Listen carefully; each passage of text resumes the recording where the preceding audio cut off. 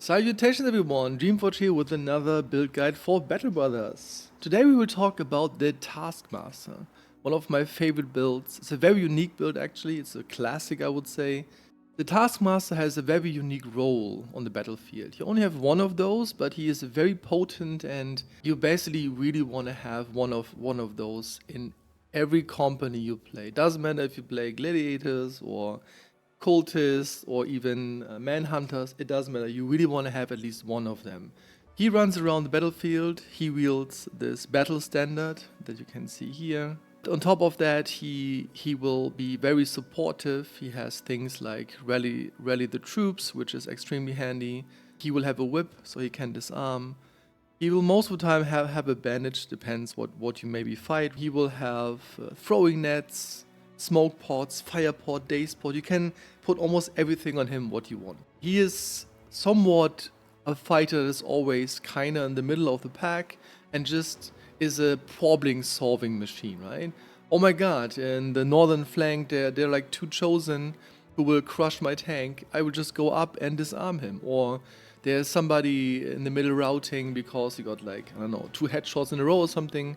I would just go in and just use rally the troops. Yeah, he's somewhat the backbone when it comes to keep your bros fighting and keep them in line and dismantling the most dangerous situations. Alright, skill points. How would you build him? He will not be in melee combat, he will always attack from like reach, but we have to support a lot of things he does.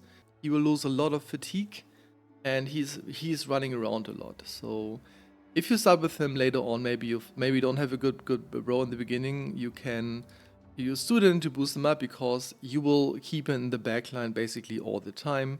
I would just click this. It doesn't really matter.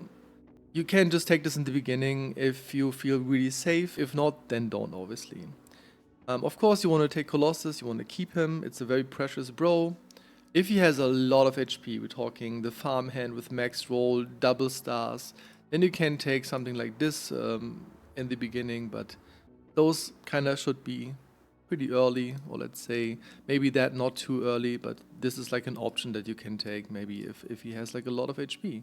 Gifted is, I think, for most bros that are not those high quality noble fighters, those insane raiders, or then gifted is of course very important. That is one key component. He has to have quick hands, is very important, so he can switch to things you need, like the smoke pod, the whip, the net. Doesn't lose precious points he can use to move or something like this. And this may be a bit counterintuitive, but he really has to have cleaver mastery. And the reason for that is a whip is a cleaver. It looks like a cleaver, right? I don't know, maybe they did this because both things kind of do bleeding or something like this. But what this cleaver mastery does is, like 1 year ago, they made like a change to whips. They were too powerful, so they nerfed them. They have a penalty to hit when you want to disarm, and this is something you will do a lot in the late game. And yeah, this is kind of how you counteract that. This is the reason you really want to have this. So that bro really needs nimble because you will wear pretty light armor to utilize the fatigue as much as possible, right? And of course you should take this at some point because the battle standard is an item that boosts the resolve of everyone around them, so you want to have as much resolve on this bro as you possibly can. Talking basically 45 or 50 starting, double or triple star, and this pumping points in this every time. So this is, I would say, what you absolutely have to have. This is the core of this build. Oh, sorry, I forgot this. You really need this. Rally the troops. There's actually an ambition. You should wait until you get the ambition, then you can fulfill it with that. Not something you need like in the first round is also, but at some point, fighting undeads, ghosts, generally speaking, fighting alps, rally the troops is extremely handy, but it costs a lot of fatigue. This is what you always want to have, and now we have different options.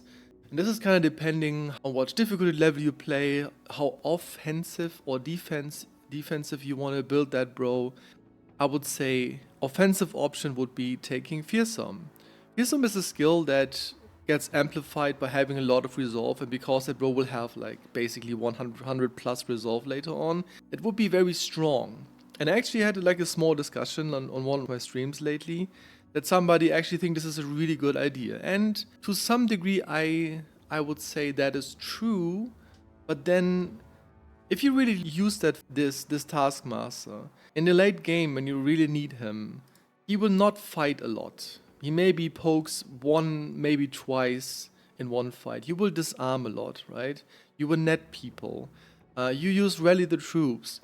A lot of those things you use them for. So fighting is not like the first priority. You have other bros to do that. So even though I would say on lower difficulty that is absolutely fine if you maybe have like a theme, you have like a run where a lot of people have fearsome, adding this of course would make sense. But I would never build that bro offensively. His main job is supporting your bros and fixing problem you have in a fight. I would always give him anticipation.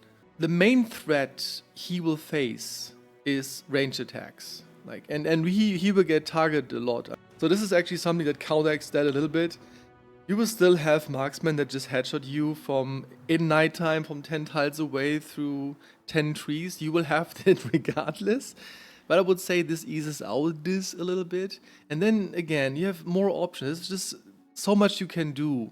If he has very bad melee attack, you're sometimes an early banner who isn't really that great, who has maybe 70, 75 melee attack around level 10 or something, you can give him Backstabber.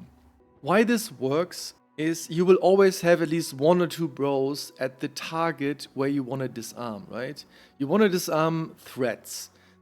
And threats will always occur when there's a very dangerous enemy surrounding one of your bros who's maybe vulnerable right now or got like hit multiple times. And you will always get an extra bonus to hit chance. And this is what actually matters, that you really hit those disarms. They really have to hit. So this is a good pick if you have a bro who is actually not good. He has maybe perfect resolve, he's very good fatigue, but he's not really good at hitting. You really want to take this. But this is a very fatigue intensive build. You use fatigue a lot, and of course you will fatigue out. Some people would say, hey, it actually makes sense to take this. So you have like one round where you have to cover, maybe that round is not so busy, maybe you don't have to do much, you just stand in the right place. That is a very safe option, there's nothing wrong to take this. I sometimes take this, it depends a little bit of how much fatigue that bro has. If this is a farmhand and he has a lot like triple star, he starts with 120 fatigue, then this is less likely a valuable thing. So if you find yourself, and this is like another option that you could take, that's an option too, is Pathfinder. Because you will move with that dude a lot. And sometimes, especially if you have bigger fights, I would say when you take Peasant Militia for example, you have bigger fights, you have just more people, and you only have one Taskmaster. Then Pathfinder could be very good. Not only you will certain areas, let's say in swamp or in forest, you will just have better mobility, so you can be quicker at places where you really has to be. But he will build up less fatigue while moving, which is. But if you have a very bad row, he basically can't survive. He gets shot all the time. Then I mean, this is always an option. I don't really take this, but I just say that this could be something you take. So normally I would build him like that, but I kind of know what I'm doing. Yeah, I would build him like that. And if I have a bro that is like very good, has triple stars, and I always roll like 5s when it comes to range defense, I may even do this. But because you will see later on there, you will have a lot of use for fatigue. You basically always in need of fatigue. I talked a lot about perks. This is a more complicated build, I would say. It's more unique. It's not like straightforward like other builds, and I kind of had to devote a little bit more time in explaining concepts, right?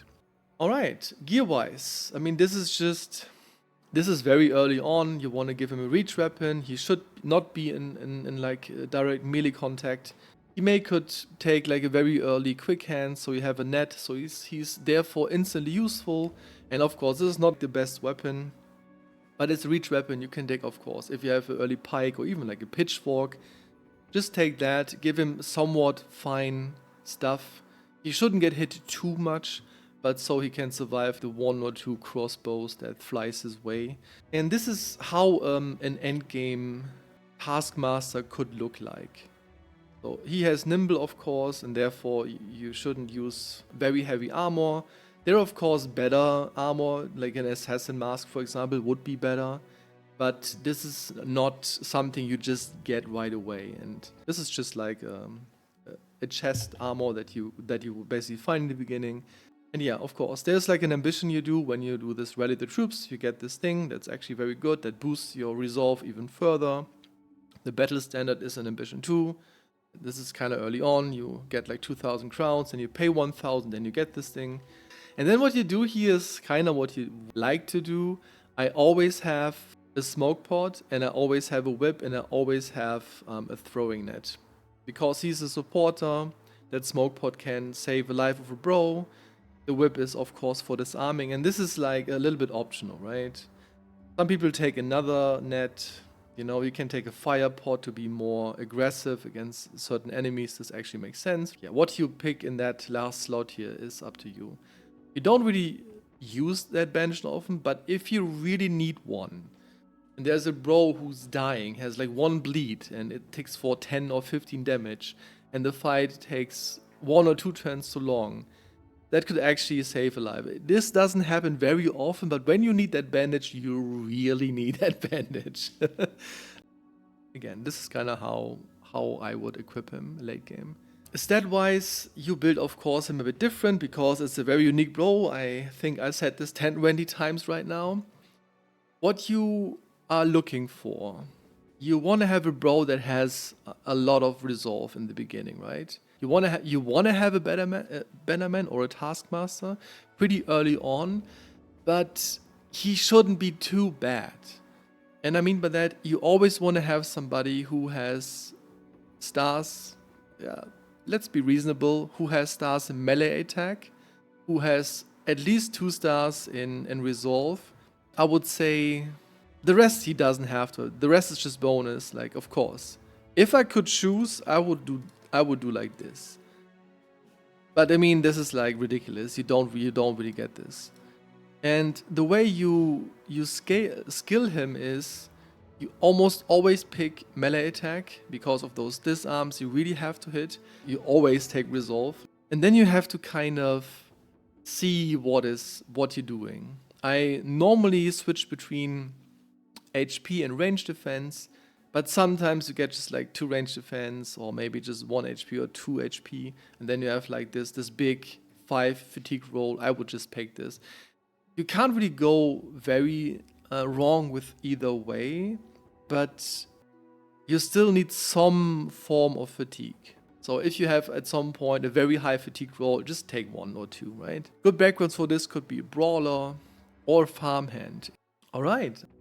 Again, a very cool bro. I really like him. He's, in my opinion, absolutely necessary. There are different variations. There's a throwing banner. Some even have only a sergeant. He doesn't even use a banner. If you're interested, I can make build guides for those too, obviously. But this is the version I like the most because of the utility and especially the disarming. Okay, I hope you enjoy that one. It's, of course, a late game brother. And if you want to see more, I will upload build guides for Battle Brothers on a daily basis at the moment. If you're interested in seeing more, then subscribe to my YouTube channel. And like, you know, the algorithm of YouTube loves that, and I would really appreciate that. I will see you in the next one. Take care, everyone.